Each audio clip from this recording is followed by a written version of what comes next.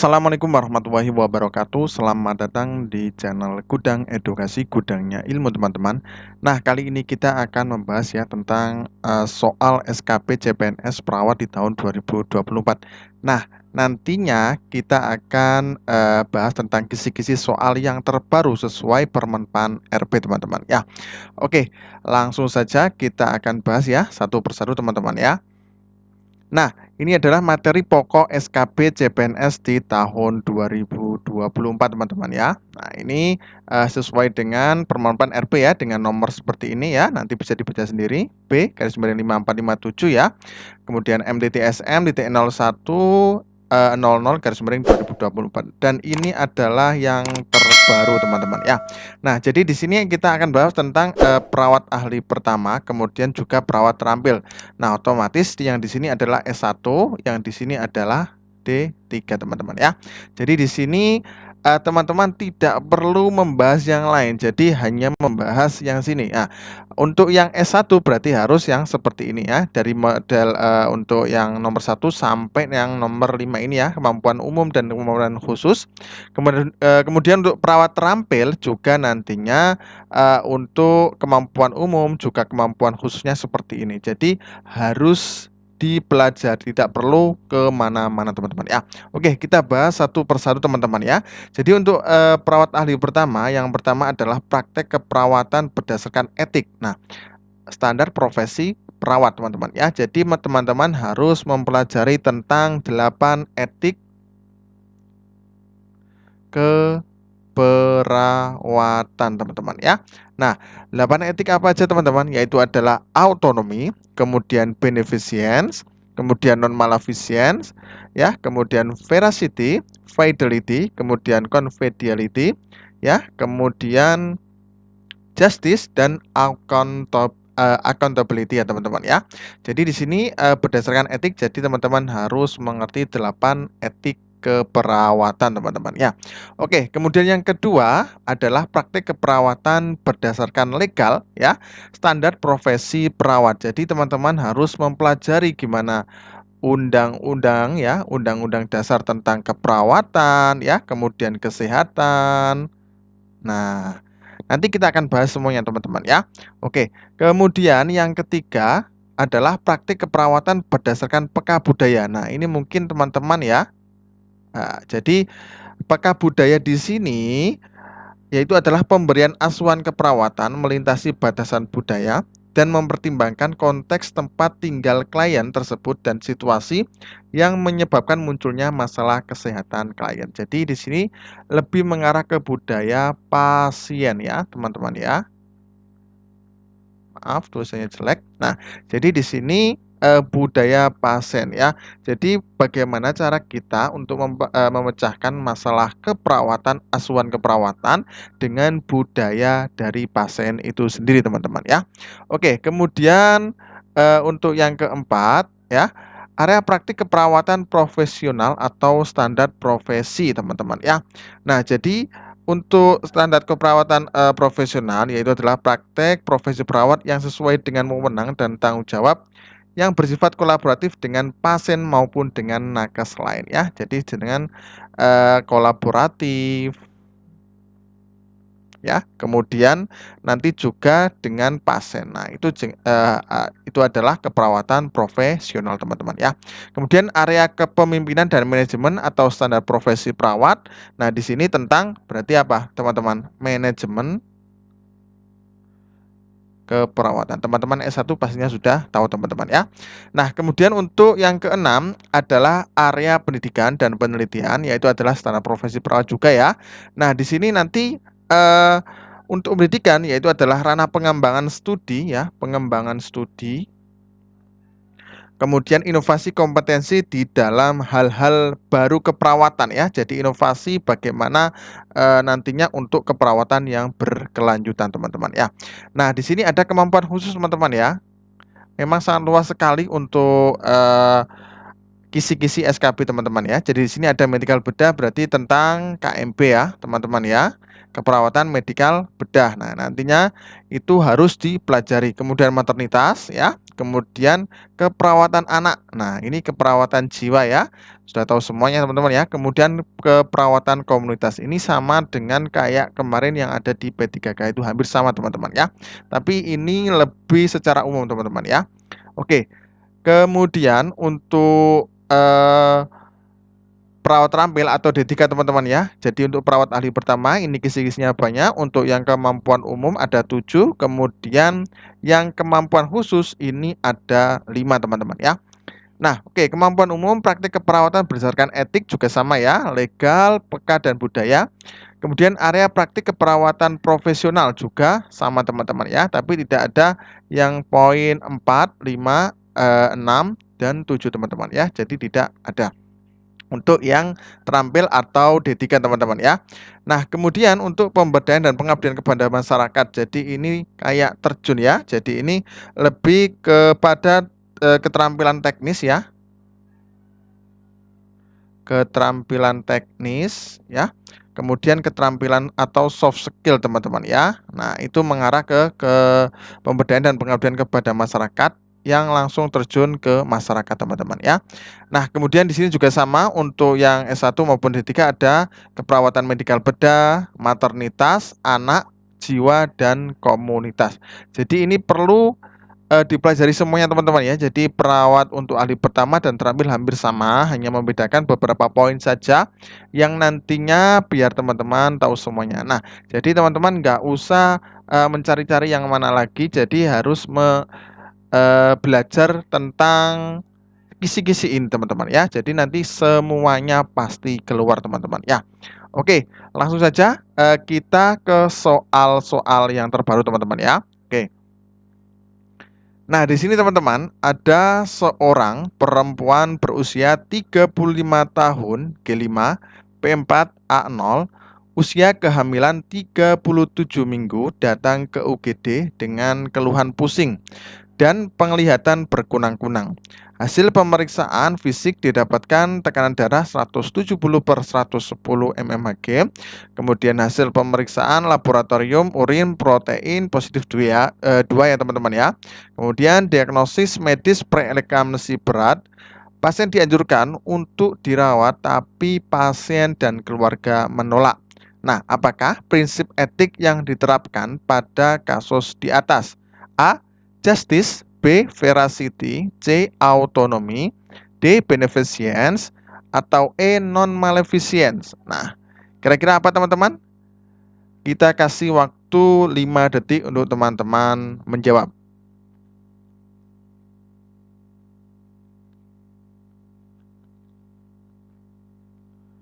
Oke teman-teman, jawabannya apa teman-teman? Jawabannya adalah C ya, yaitu adalah autonomi teman-teman ya. Nah, kalau ada soal yang prinsip etik tersebut teman-teman ya, jadi langsung mengarah ke pertanyaan teman-teman ya. Nah, ini prinsip etik. Nah, otomatis harus kita cari di mana kata kuncinya teman-teman ya. Nah, di sini kata kuncinya yaitu adalah, coba kita lihat di soal ya, seorang perempuan berusia 35 tahun, G5PA B4 A0, kemudian usia kehamilan 37 minggu, datang ke UGD dengan keluhan pusing dan penglihatan berkunang-kunang. Nah, ini permasalahannya teman-teman ya. Kemudian hasil pemeriksaan fisik didapatkan tekanan darah 170 sampai 110. Kemudian hasil pemeriksaan urin protein positif 2 ya. Kemudian diagnosisnya preeklamasi berat. Nah, ini ya. Kemudian di sini pasien dianjurkan untuk dirawat, tapi pasien dan keluarga menolak. Jadi di sini adalah termasuk autonomi teman-teman ya. Nah, karena autonomi adalah apa teman-teman? Hak pasien teman-teman ya. Hak pasien memilih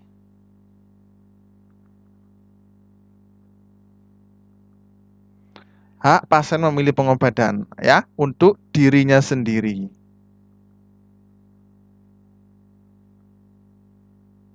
Nah, jadi dia berhak melanjutkan pengobatan ataupun tidak melanjutkan pengobatan. Nah, ini termasuk pada prinsip etik ya, yaitu adalah autonomi teman-teman ya. Kalau justice apa teman-teman? Nah, kalau justice berarti apa? Keadilan ya, atau tidak membeda-bedakan teman-teman ya. Jadi harus sama. Kemudian veracity adalah kejujuran ya. Jadi perawat harus menjelaskan sesuai dengan SOP ya, dengan untung dan ruginya, itu adalah veracity teman-teman ya. Nah, kemudian beneficence. Nah, beneficence ini apa teman? Yaitu adalah berbuat baik. Nah, ya. Kemudian non maleficent berarti tidak merugikan klien atau pasien ya. Jadi jelas teman-teman ya, harus hafal semuanya teman-teman ya tentang prinsip etik ini, paling gampang sekali ya. Nah, makanya ini teman-teman kita awali dengan yang paling mudah-mudah dahulu ya. Oke. Jelas ya teman-teman ya. Nah, ini juga ada pembahasan karena pasien berhak memilih pengobatan terhadap dirinya sendiri teman-teman ya. Oke, lanjut teman-teman ya. Nah, di sini lagi ya teman-teman ya. Seorang laki-laki berusia 36 tahun dirawat di RSJ karena mengamuk dan memukuli orang-orang di sekitarnya. Perawat akan melakukan pengikatan terhadap pasien.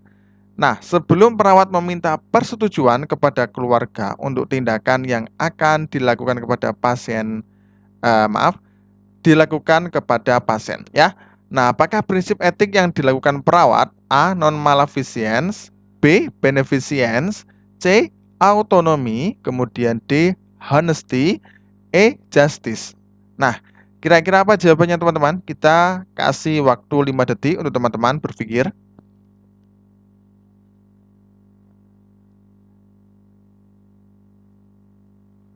Oke, nah teman-teman, kalau ada prinsip etik tersebut ya, nah jadi teman-teman nggak usah bingung, langsung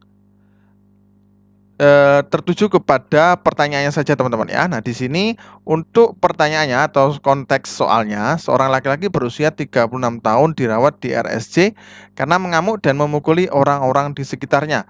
Perawat akan melakukan pengikatan terhadap pasien. Nah, perawat akan melakukan pengikatan karena dia mengamuk dan memukuli orang-orang di sekitarnya.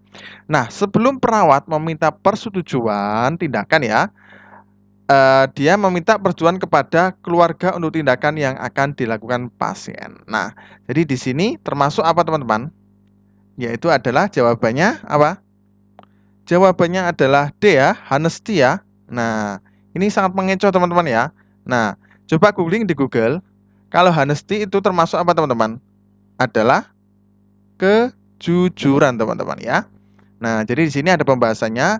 Honesty berarti kejujuran. Nah, jadi di sini agak menjebak ya teman-teman ya. Jadi kenapa di sini non maleficent, beneficent, autonomy, honesty ini kan tidak ya sebenarnya ya. Nah, ini kalau justice juga sudah termasuk dalam 8 etik ya teman-teman ya. Nah, jadi honesty ini termasuk kejujuran teman-teman ya. Nah, ini termasuk juga veracity teman-teman ya. Nah, jadi kadang-kadang ada soal yang mengecoh teman-teman ya. Oke. Nah, jadi di sini perawat meminta persetujuan kepada keluarga untuk tindakan yang akan dilakukan kepada pasien teman-teman ya. Nah, kalau untuk non maleficent kita jelaskan lagi, yaitu adalah apa teman-teman? Tidak merugikan ya. Kalau ke beneficence, beneficent berarti berbuat baik ya. Autonomi berarti hak pasien ya. Kemudian justice berarti keadilan teman-teman ya. Nah, jadi kadang-kadang soal itu juga menjebak juga teman-teman ya. Nah, mungkin nanti di soalnya juga ada konteks soal seperti ini. Kadang-kadang memang pembuat soal itu mengecoh saja teman-teman ya. Oke, lanjut teman-teman ya. Nah, ini juga ada tentang konsep etik ya, teman-teman ya. Jadi teman-teman biar hafal ya. Oke, di sini ada perempuan berusia 71 tahun yang tinggal di panti mengeluh gatal-gatal pada daerah kemaluan. Nah, perawat melakukan pengkajian dan pemeriksaan fisik namun lupa menutup tirai jendela. Apakah aspek etik yang dilanggar perawat? A. Justice. B. Autonomy. Kemudian C. Beneficence. D. Confidentiality. Dan E. Non-maleficence. Nah, kira-kira apa jawabannya teman-teman? Kita kasih waktu 5 detik untuk teman-teman berpikir.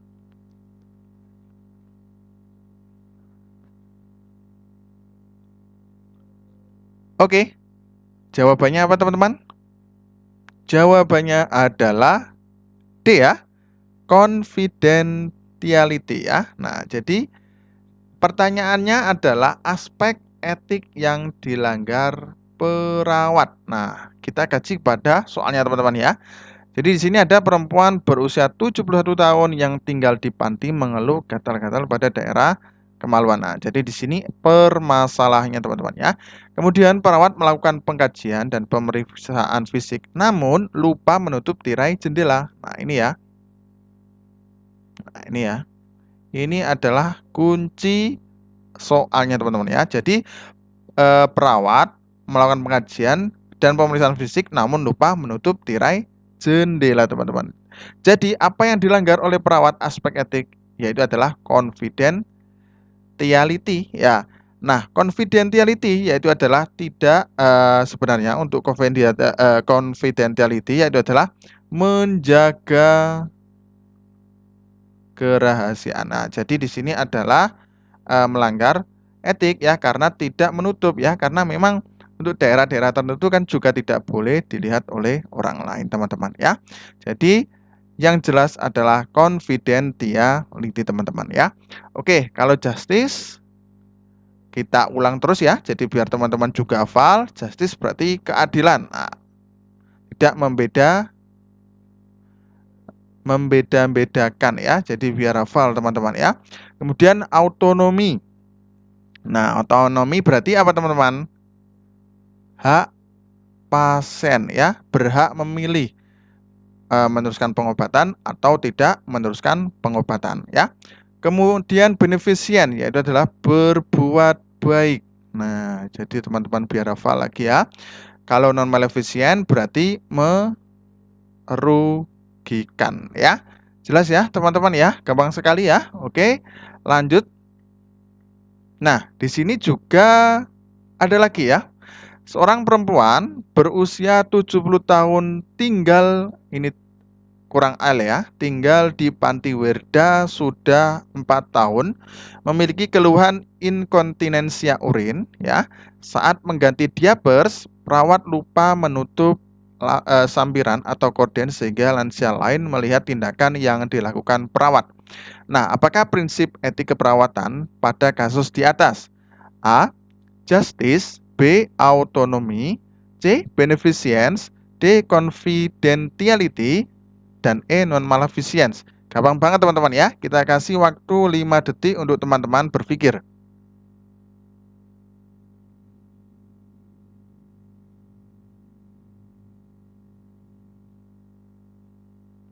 Oke, jawabannya teman-teman.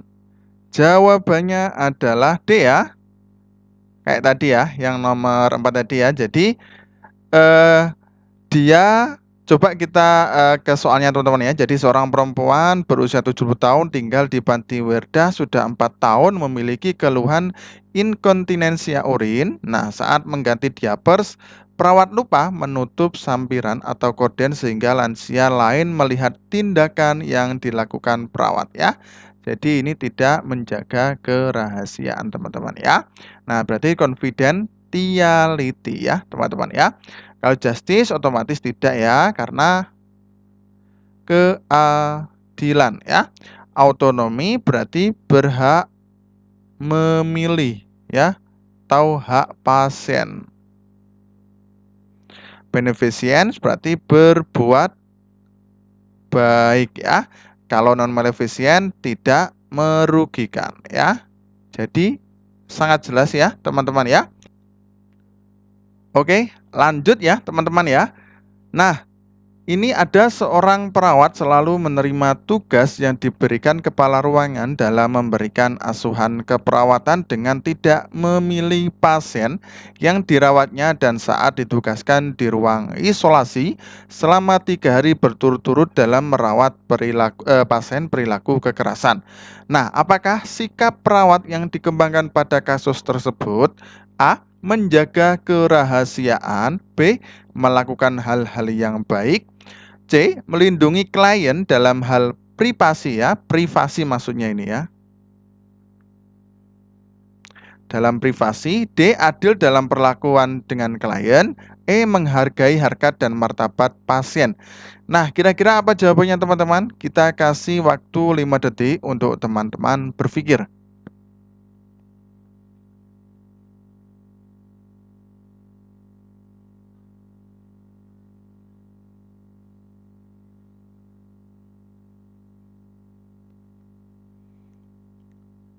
Oke teman-teman, apa jawabannya? Jawabannya adalah D ya, adil dalam perlakuan dengan klien teman-teman ya. Jadi teman-teman harus hafal meskipun bahasa Inggris tapi juga harus hafal tentang artinya teman-teman ya. Jadi di sini kadang-kadang di soal ya, memang tahun kemarin juga ada seperti itu. Jadi ada soal yang tidak seperti jawabannya adalah veracity, autonomy, non malafisien, kemudian veracity, fidelity ya dan lain sebagainya. Itu nanti kadang-kadang muncul seperti ini ya. Nah, itu juga teman-teman juga harus hafal ya. Nah, jadi di sini coba kita ke konteks soalnya ya. Jadi seorang perawat selalu menerima tugas yang diberikan kepala ruangan dalam memberikan asuhan keperawatan dengan tidak memilih pasien yang dirawatnya. Nah, ini ya juga ada kata kuncinya.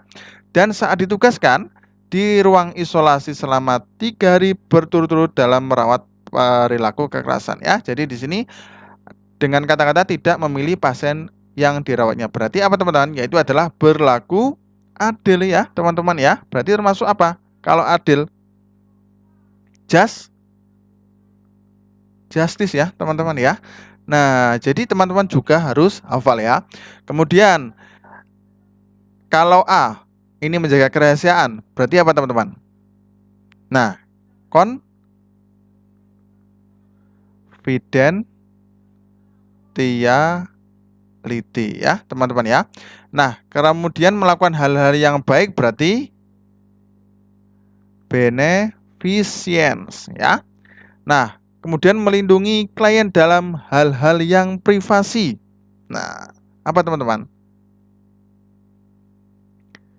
Berarti ini sama ya. Nah, yaitu adalah confidentiality ya. Kemudian menghargai harkat dan martabat pasien ya. Ini berarti apa?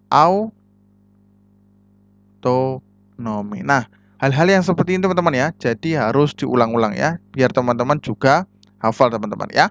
Oke ya, jelas ya. Jadi di sini kita cari kata kuncinya, kemudian cari jawabannya yang tepat teman-teman ya. Oke.